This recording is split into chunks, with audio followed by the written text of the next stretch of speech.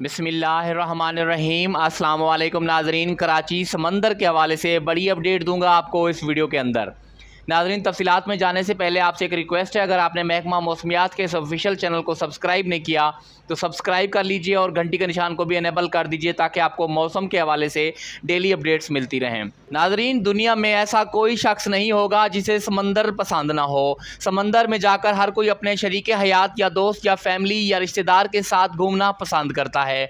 ठंडी हवाओं में रहने के साथ साथ अपने अजीज़ का हाथ थाम कर खुली फ़िज़ा में घूमना हर किसी को पसंद है।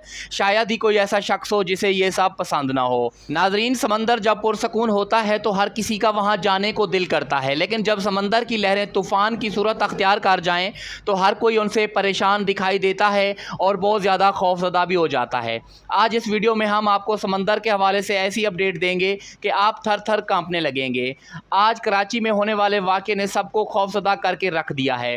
नाज़रीन, महकमा मौसमियात ने पहले ही पेशगोई कर दी थी कि समंदर की तरफ जाना मना है और कराची की गवर्नमेंट ने भी रोक दिया था कि समंदर की तरफ जाना मना है और समंदर की तरफ बिल्कुल भी नहीं जाना, लेकिन लोगों ने एक भी नहीं सुनी और ये वाक़या पेश आ गया। कराची के अंदर आज लहरें इतनी तेज़ हो गई समंदर की कि लोगों को अपने साथ बहा के ले गई। नाज़रीन, अल्लाह पाक मुआफ़ करे, आप ऐसे हादसात से बचें और अपने बच्चों को भी बचाएं।